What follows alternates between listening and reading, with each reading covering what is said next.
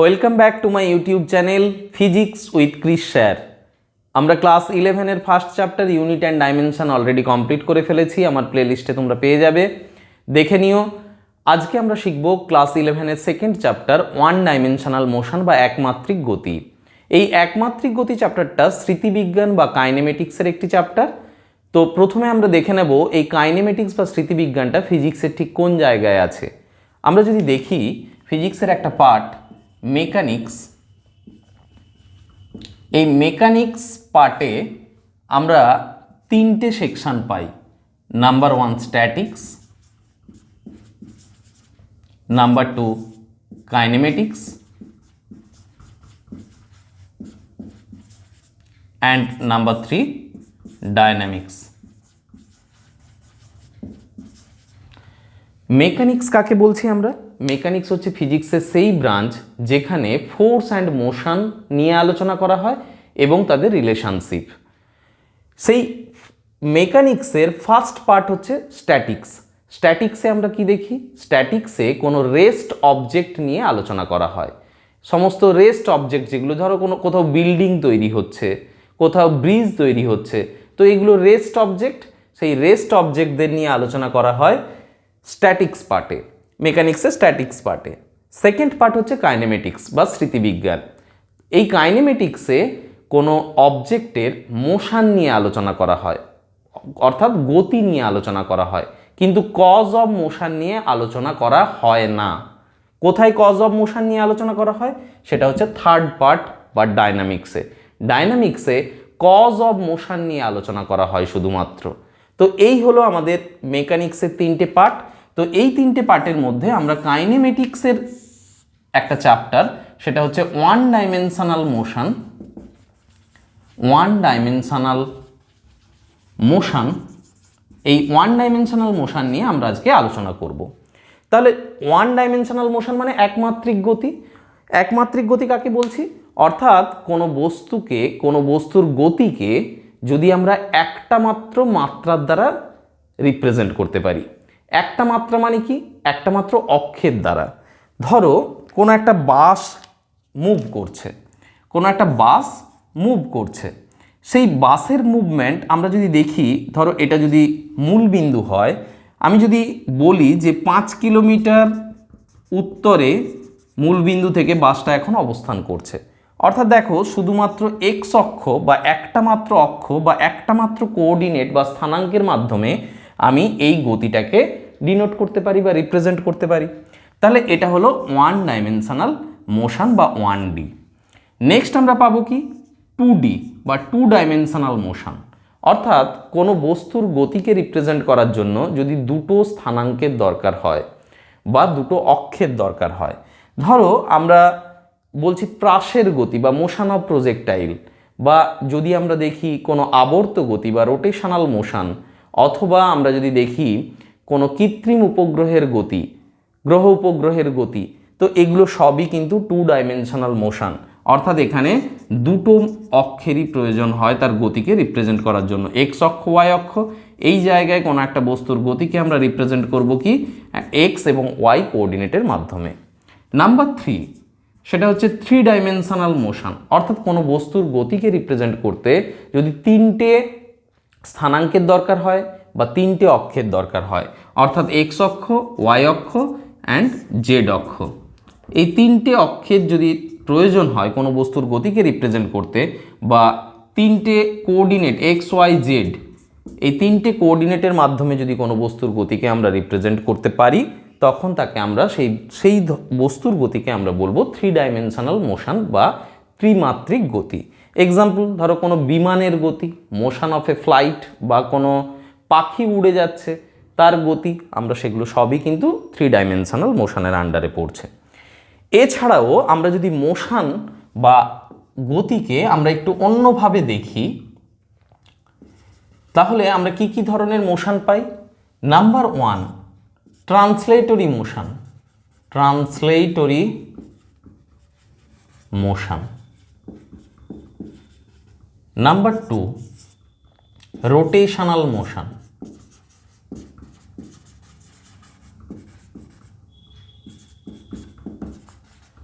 Number 3 mixed motion.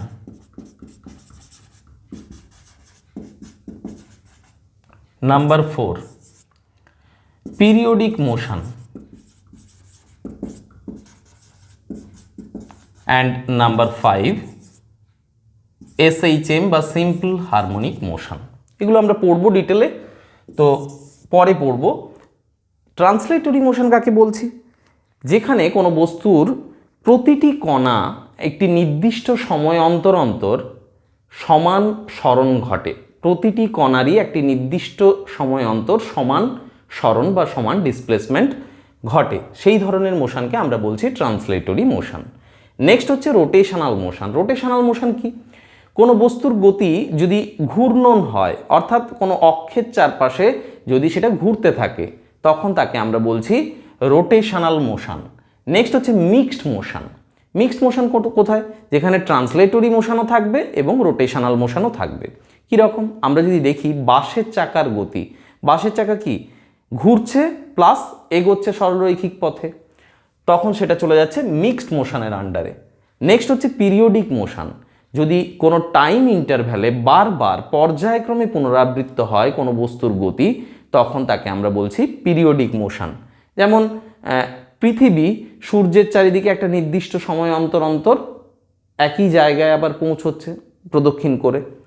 Next হচ্ছে SHM বা simple harmonic motion. এই পিরিয়ডিক মোশন যদি স্পেশাল দুটো ক্রাইটেরিয়া মেনটেন করে বা ফলো করে, তখন তাদের আমরা বলবো সিম্পল হারমোনিক মোশন বা সরল দোল গতি।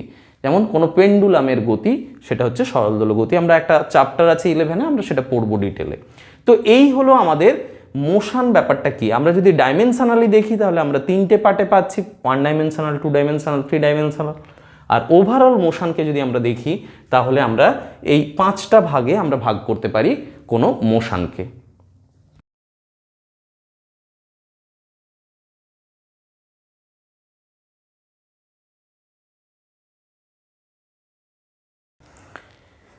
এরপর আমরা দেখব স্থিতি ও গতি। স্থিতি ইংরেজিতে আমরা বলছি রেস্ট, অ্যান্ড গতি আমরা বলছি ইংরেজিতে মোশন। স্থিতি কাকে বলছি? কোনো বস্তু যদি সময়ের সাথে সাথে স্থান পরিবর্তন না করে, তখন আমরা তাকে বলছি স্থিতি, সেই বস্তুর অবস্থাকে। আর গতি কোনো বস্তু যদি সময়ের সাথে সাথে স্থান পরিবর্তন করে, তখন সেই বস্তুকে আমরা বলছি গতি, বা সেই বস্তুর গতিতে, সেই বস্তু একটা গতিতে আছে। আমাদের এরপর দেখব কোনো বস্তুর চরম স্থিতি বা চরম গতি বলে কিছু নেই। Absolute motion and absolute rest বলে কিছু নেই।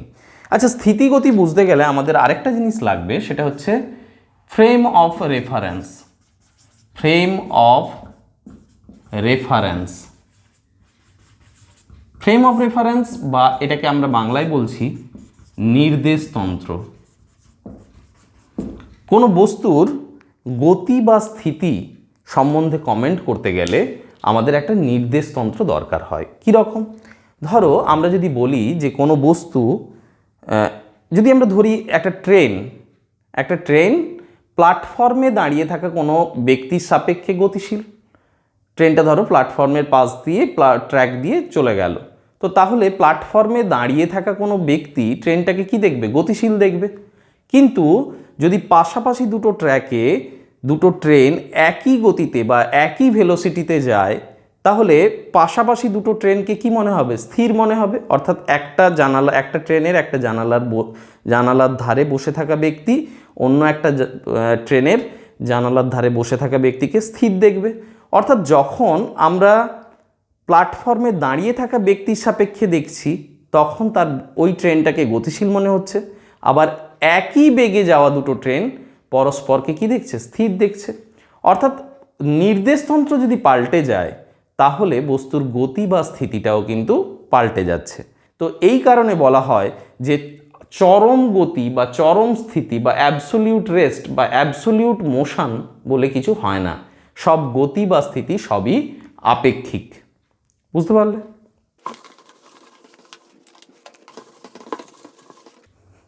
এরপর আমরা দেখব অতিক্রান্ত দূরত্ব ও সরণ।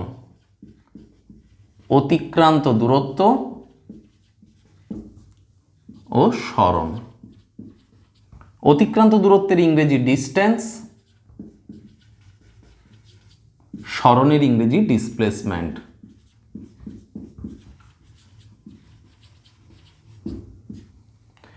দেখো আমরা যদি দেখি একটা এক্সাম্পল নিয়ে, ধরো এটা তোমার হোম, এটা তোমার স্কুল।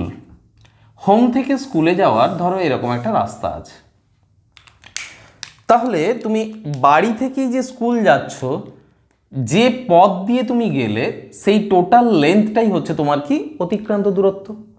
কিন্তু তুমি হোমের ছাদে বা বাড়ির ছাদে এবং স্কুলের ছাদে যদি ওঠো, উঠে যদি একটা স্ট্রেট বরাবর একটা ফিতে ধরো বা টেপ ধরো, তাহলে যে ডিস্টেন্সটা তুমি পাবে সেটাই তোমার কি হয়ে যাচ্ছে, সরণ। অর্থাৎ সরণ বা ডিসপ্লেসমেন্ট হচ্ছে shortest linear distance between initial and final position. দেখো ইনিশিয়াল টু ফাইনাল পজিশনের সবসময় একটা ফিক্সড ডিরেকশান আছে।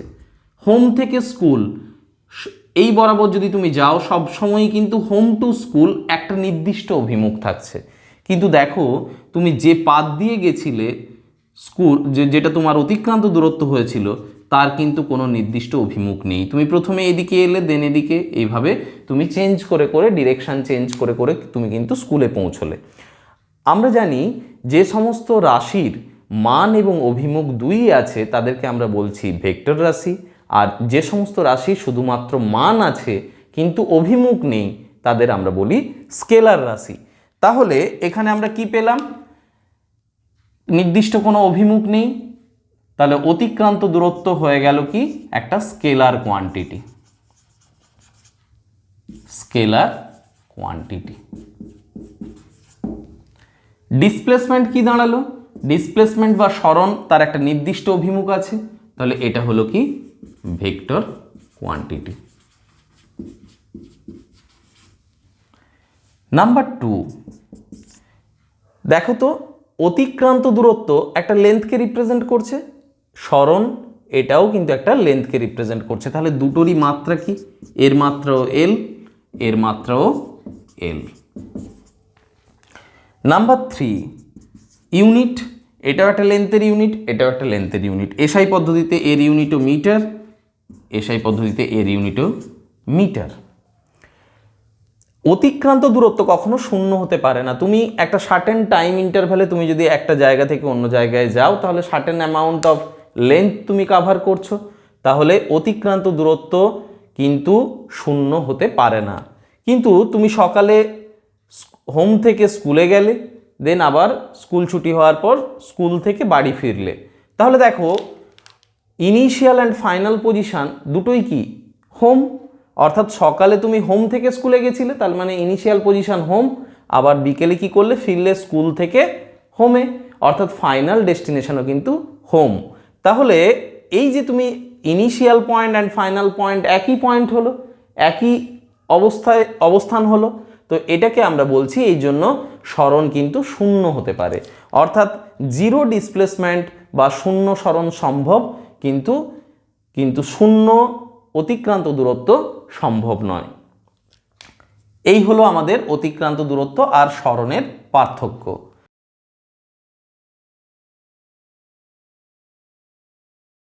নেক্সট আমরা দেখব ডিস্টেন্স বাই টাইম। এখান থেকে যদি আমরা দেখি ডিস্টেন্স বাই টাইম,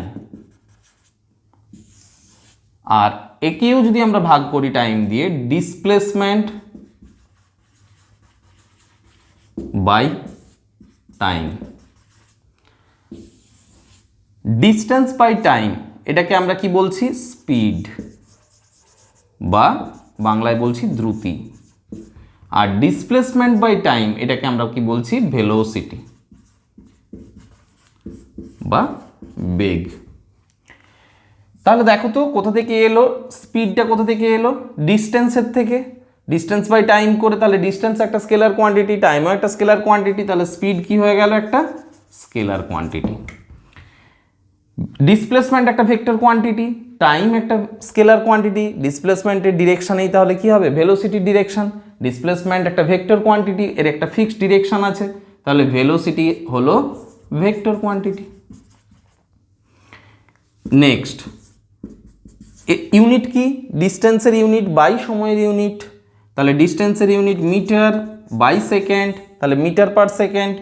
এখানেও ডিসপ্লেসমেন্টের ইউনিট বাই সময়ের unit metre per second. Dimension যদি আমরা দেখি, এর ডাইমেনশন কি L by T, L T two the power -1। এর ডাইমেনশন কি L by T, L T two the power -1। এই হলো আমাদের দ্রুতি এবং বেগের মধ্যে পার্থক্য।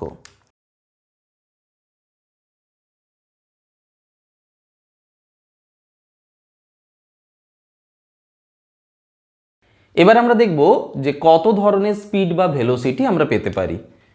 Number 1 uniform speed.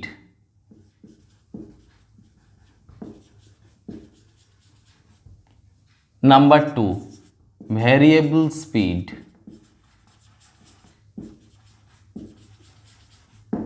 Number 3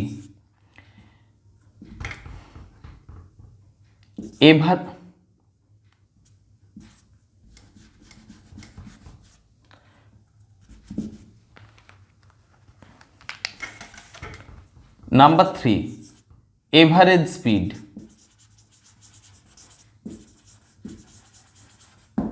Number 4 instantaneous speed.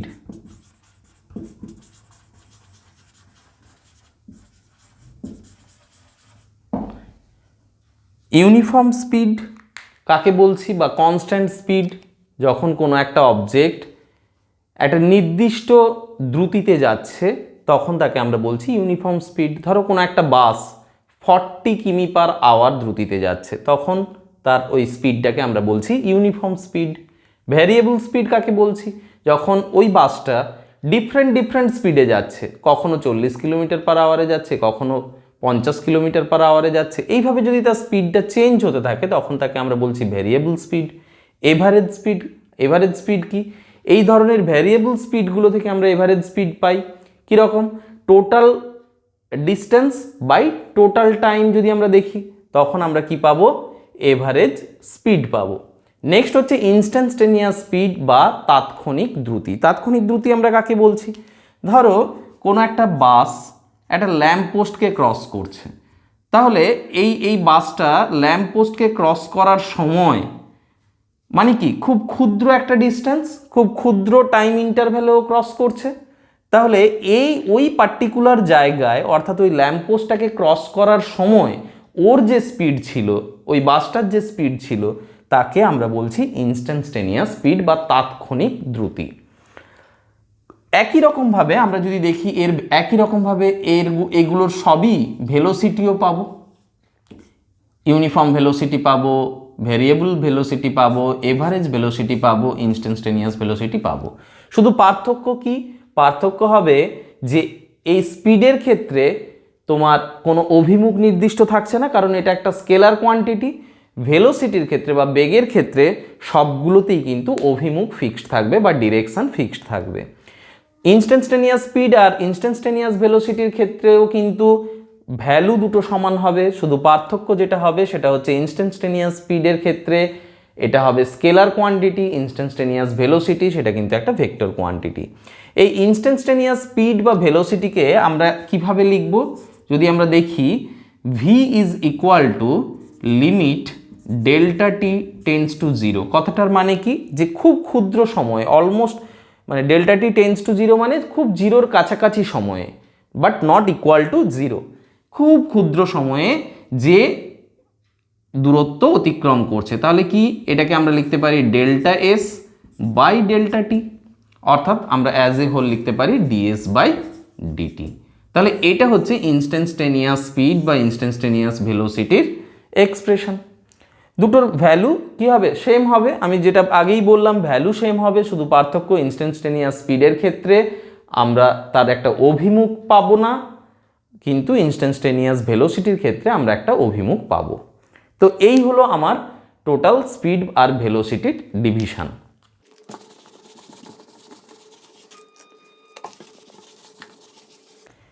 এরপর আমরা সমবৃত্তীয় গতি সম্বন্ধে একটু দেখব।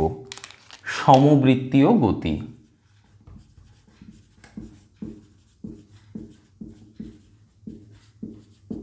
বা ইংরেজিতে একে আমরা বলি ইউনিফর্ম সার্কুলার মোশন। সমবৃত্তীয় গতি ক্ষেত্রে যেটা হয়, কোনো একটা বৃত্তাকার পথে গতিশীল কোনো একটা অবজেক্ট, ধরো একটা বাইক একটা বৃত্তাকার পথে একটা নির্দিষ্ট দ্রুতিতে মুভ করছে, ধরো 40 কিমি/আওয়ারে একটা বাইক এই সার্কুলার ট্র্যাকে মুভ করছে। আচ্ছা দেখো তো প্রতি মুহূর্তে তাহলে বাইকটার কি হচ্ছে, অভিমুখ পাল্টাচ্ছে। আমরা স্পর্শক বরাবর তার অভিমুখ হবে, এই জায়গায় অভিমুখ কী হবে, এই বরাবর, এখানে অভিমুখ কী হবে, এই বরাবর, এখানে অভিমুখ কী হবে, এই বরাবর। অর্থাৎ প্রতি মুহূর্তে তার অভিমুখটা পাল্টাচ্ছে। তাহলে অভিমুখ যদি ফিক্সড না থাকে তাহলে একে আমরা কিন্তু সমবেগ সম্পন্ন বলতে পারবো না। তাহলে সমবৃত্তীয় গতিতে গতিশীল কোনো বস্তু সমবেগ সম্পন্ন হবে না, সমবেগ সম্পন্ন হবে না। তাহলে তার এই গতিটাকে আমরা কি বলবো, সমদ্রুতি সম্পন্ন। কারণ দ্রুতির ক্ষেত্রে আমরা জানি যে এর মান আছে কিন্তু কোনো অভিমুখ নেই। তাহলে দেখো অভিমুখ না থাকলেও এর কি হচ্ছে, একটা নির্দিষ্ট মান থাকছে। তাহলে সমবৃত্তীয় গতিতে গতিশীল কোনো বস্তুকে আমরা কখনোই সমবেগ সম্পন্ন বলতে পারবো না। তাহলে এটা কি হবে, সমদ্রুতি সম্পন্ন। এই গেল। আর এখানে আরেকটা জিনিস দেখো, সমবেগ সম্পন্ন বস্তু কণা সমদ্রুতি সম্পন্ন হবেই, কিন্তু সমদ্রুতি সম্পন্ন বস্তু কণা সমবেগ সম্পন্ন নাও হতে পারে। এটা একটু কিন্তু খেয়াল রাখবে। আচ্ছা তোমরা আরেকটা জিনিস খেয়াল রাখবে, আমি ওখানে বলতে ভুলে গেলাম, যে সরণ আর অতিক্রান্ত দূরত্বের মধ্যে রিলেশনটা কি হবে। অতিক্রান্ত দূরত্ব আর সরণ, এদের মধ্যে রিলেশন কি হবে, কি অতিক্রান্ত দূরত্ব সবসময় বেশি হবে সরণের থেকে, তাই তো? না, বেশি তো হবেই কিন্তু সমানও হতে পারে। কেন? ধরো তুমি এখান থেকে এই জায়গায়, এটা হচ্ছে ইনিশিয়াল পজিশন, এটা ফাইনাল পজিশন, তুমি এখান থেকে এইভাবে গেলে, তার মানে, আর এটা হলো তোমার অতিক্রান্ত দূরত্ব, আর এখান থেকে যদি স্ট্রেট পাথে যাও সেটা তোমার সরণ। তাহলে দেখো এই পথে তুমি যদি যাও তাহলে অতিক্রান্ত দূরত্ব তখন বেশি হচ্ছে সরণের থেকে, কিন্তু আমি যদি এই পাথ বরাবরই যাই, একটা স্ট্রেট পাথেই যদি যাই, তখন কি হচ্ছে, অতিক্রান্ত দূরত্ব এবং সরণ কিন্তু সমান হচ্ছে। তাহলে অতিক্রান্ত দূরত্ব আর সরণের মধ্যে রিলেশনশিপ যদি আমাদের দেখি, তাহলে অতিক্রান্ত দূরত্ব is greater equal to displacement. এটা কিন্তু একটু খেয়াল রাখবে, কারণ এটা এমসিকিউতে কিন্তু মাঝে মধ্যেই আসে। তো এই হলো আমাদের এই কয়েকটা জিনিস, একটু মাথায় রেখো।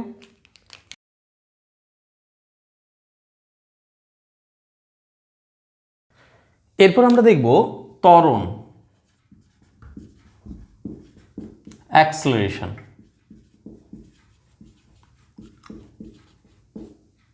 ত্বরণ কাকে বলছি? চেঞ্জ ইন ভেলোসিটি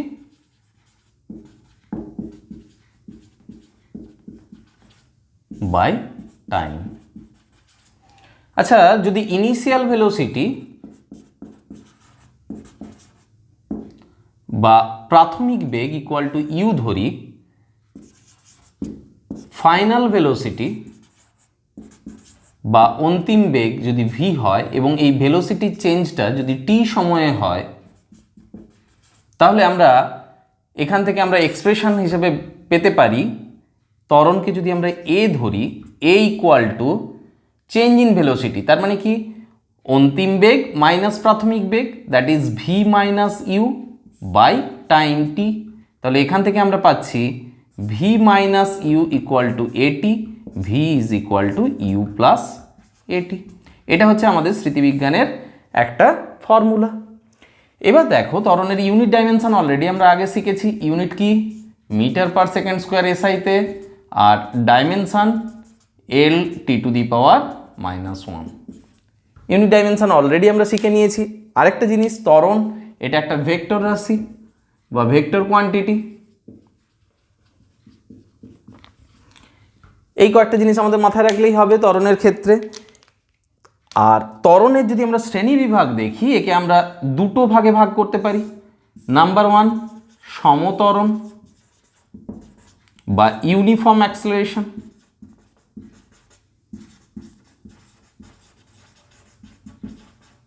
আর একটা আমরা কি পাই? অসমতরণ বা ইংরেজিতে আমরা বলি নন ইউনিফর্ম অ্যাক্সেলারেশন।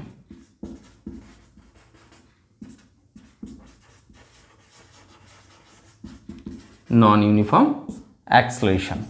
ইউনিফর্ম অ্যাক্সেলারেশন বা সমতরণ কাকে বলছি? যদি সমান সময়ের ইন্টারভ্যালে তার ভেলোসিটির চেঞ্জটা সমান হয়। কীরকম? ধরো আমি প্রথম 5 সেকেন্ডে ভেলোসিটি ছিল 0 মিটার পার সেকেন্ড থেকে 20 মিটার পার সেকেন্ড, তার পরের 5 সেকেন্ডে 20 মিটার পার সেকেন্ড থেকে 40 মিটার পার সেকেন্ড, তার পরের 5 সেকেন্ডে 40 থেকে 60 মিটার পার সেকেন্ড। তাহলে দেখো প্রত্যেকটা ইন্টারভ্যালে আমাদের চেঞ্জ ইন ভেলোসিটি কত? 20 মাইনাস 0/5, দ্যাট ইজ এখানে ত্বরণ কত? 4 মিটার পার সেকেন্ড স্কোয়ার। তারপরেরটাতে দেখো তার পরের ইন্টারভ্যালে 40 minus 20/5, that is 4 metre per second square.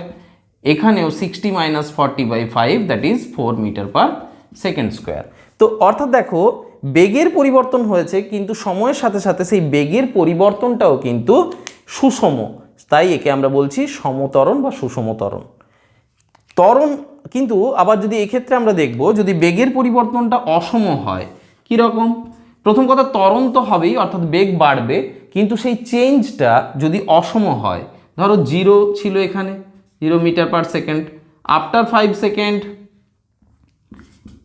এর ভেলোসিটি হলো ধরো 20 মিটার পার সেকেন্ড, তার পরের 5 সেকেন্ডে ভেলোসিটি হলো ধরো 60 মিটার পার সেকেন্ড, তার পরের 5 সেকেন্ডে দেখা গেল 70 মিটার পার সেকেন্ড ভেলোসিটি হলো।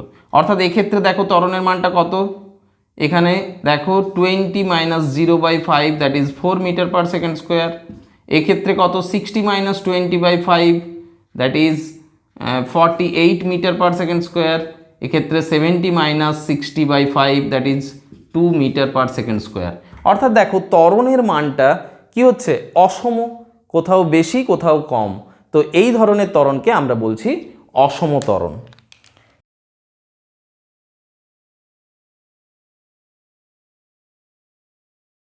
নেক্সট, এরপর আমরা দেখব মন্দন বা ইংরেজিতে বলছি রিটার্ডেশন অর ডিসেলারেশন। মন্দন কাকে বলছি? Negative acceleration. নেগেটিভ অ্যাক্সেলারেশন বা ঋণাত্মক ত্বরণকে আমরা বলছি মন্দন। ঋণাত্মক ত্বরণ মানে কি? ত্বরণ মানে বেগটা বৃদ্ধি হচ্ছিল সময়ের সাপেক্ষে, এখানে বেগটা হ্রাস হবে। ধরো তুমি 40 কিমি পার আওয়ারে বাইক চালাচ্ছিলে, তারপর ব্রেক করলে, আস্তে আস্তে তুমি থেমে গেলে, তার মানে 40 কিমি পার আওয়ার থেকে তোমার বেগটা কত? 0-তে পৌঁছলো। তাহলে এটাকে আমরা বলছি, অর্থাৎ সময়ের সাপেক্ষে বেগের হ্রাস হলো, এটাকে আমরা বলছি মন্দন বা রিটার্ডেশন। ইউনিট সেম, ডাইমেনশনও সেম। তো এইটুকু আমাদের একটু খেয়াল রাখবে ত্বরণ আর মন্দন নিয়ে। আমরা আরেক ধরনের ত্বরণ পাই, সেটাকে আমরা বলছি অভিকর্ষজ ত্বরণ। অভিকর্ষজ ত্বরণ বা এটাকে আমরা বলছি অ্যাক্সেলারেশন ডিউ টু গ্র্যাভিটি। অভিকর্ষজ ত্বরণ কাকে বলছি আমরা? বিনা বাধায় যদি কোনো বস্তুকে ওপর থেকে ছেড়ে দেওয়া হয়, তাহলে বস্তুটা পৃথিবীর অভিকর্ষের টানে যে ত্বরণ নিয়ে নিচে নামে, তাকেই আমরা বলছি অভিকর্ষজ ত্বরণ। এই অভিকর্ষজ ত্বরণ পৃথিবীর ক্ষেত্রে অভিকর্ষজ ত্বরণের মান 9.8 মিটার পার সেকেন্ড স্কোয়ার, আর যদি আমরা সিজিএসে দেখি 980 সেমি পার সেকেন্ড স্কোয়ার। এটা একটু খেয়াল রাখবে, অভিকর্ষজ ত্বরণ, বা একে আমরা জি দ্বারা, স্মল জি দ্বারা ডিনোট করি। এইটুকু একটু খেয়াল রাখবে। স্মৃতিবিজ্ঞান চ্যাপ্টারে আমরা কয়েকটা ফর্মুলা পাই, একটু ফর্মুলাগুলো দেখে নেব। পরের ভিডিওতে আমি গ্রাফিক্যাল রিপ্রেজেন্টেশনের মাধ্যমে ফর্মুলাগুলো প্রুভ করব। তো এখন আমরা জাস্ট এই স্মৃতিবিজ্ঞান চ্যাপ্টারে আমরা কতগুলো ফর্মুলা পাই, সেই ফর্মুলাগুলো একটু দেখে নেব। প্রাথমিক বেগ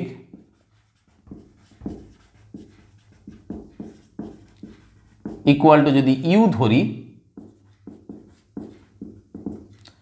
অন্তিম বেগ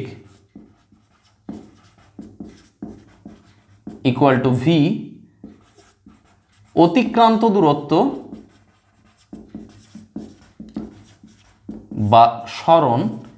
একটু বলে নিই, ওয়ান ডাইমেনশনাল মোশন বা একমাত্রিক গতির ক্ষেত্রে অতিক্রান্ত দূরত্ব এবং সরণের মান দুটো কিন্তু সমান। অতিক্রান্ত দূরত্ব স্কেলার রাশি, সরণ ভেক্টর রাশি। অতিক্রান্ত দূরত্বের নির্দিষ্ট কোনো অভিমুখ নেই, সরণের একটা নির্দিষ্ট অভিমুখ আছে, কিন্তু মান দুটো কিন্তু সমান। সেই সরণকে আমরা বা অতিক্রান্ত দূরত্বকে এস দ্বারা ডিনোট করি। এটাকে আমরা ডিস্টেন্স বা ডিসপ্লেসমেন্ট বলতে পারি। সময় বা টাইম টেকেন, এটাকে আমরা যদি টি দ্বারা ডিনোট করি, এবং ত্বরণকে আমরা এ দ্বারা ডিনোট করলে আমরা যে ফর্মুলাগুলো পাই সেটা হচ্ছে number 1, v is equal to u plus a t. Number 2, s equal to u t plus half a t square. Number 3, v square equal to u square plus 2as। And number 4, s n is equal to u plus half a into 2n minus 1। এই S এনটা কি? n-তম সময়ে অতিক্রান্ত দূরত্ব, n-তম সময়ে অতিক্রান্ত দূরত্ব। n-তম সময় মানে কি? ধরো 5ম সেকেন্ডে, 6ষ্ঠ সেকেন্ডে n-তম সময়ে অতিক্রান্ত দূরত্ব বোঝাতে আমরা এই ফর্মুলাগুলো ইউজ করি। এই কয়েকটা জিনিস দেখো, এখানে বিভিন্নভাবে ফর্মুলাগুলো একটু যদি আমরা মাইনরলি লক্ষ্য করি, দেখো এখানে এটা v, final velocity u, initial velocity a, ত্বরণ বা অ্যাক্সেলারেশন টি টাইম। এখানেও দেখো এ আছে, টি আছে, ইউ আছে, এস আছে। অর্থাৎ এখানে দেখো ভি আছে, ইউ আছে, এ আছে, এস আছে, টি নেই। এখানে দেখো ভি নেই, এখানে দেখো এস নেই। অর্থাৎ আমাকে যখন যেভাবে ডেটাগুলো দেওয়া থাকবে প্রবলেম করার সময়, সেই অনুযায়ী আমাকে ফর্মুলাগুলো কিন্তু অ্যাপ্লাই করতে হবে। আমরা পরের ভিডিওতে এর গ্রাফিক্যাল রিপ্রেজেন্টেশনগুলো দেখব এবং পুরো ব্যাপারগুলো সম্বন্ধে আরও ক্লিয়ার একটা ধারণা তৈরি হবে। আজ এই ভিডিওতে এই অবধিই থাক। তোমরা খুব ভালো থেকো, সুস্থ থেকো, পড়াশোনাটা মন দিয়ে করো, আর ভিডিওগুলো একটু দেখো। দেখলে কিন্তু তোমাদের এই জিনিসগুলো বুঝতে কিন্তু খুব সুবিধে হবে। খুব সোজা জিনিস, একেবারে সোজা। তোমরা একটু যদি দেখো মন দিয়ে, তাহলেই কিন্তু এই জিনিসগুলো একেবারে ইজি হয়ে যাবে। ভালো থেকো সবাই।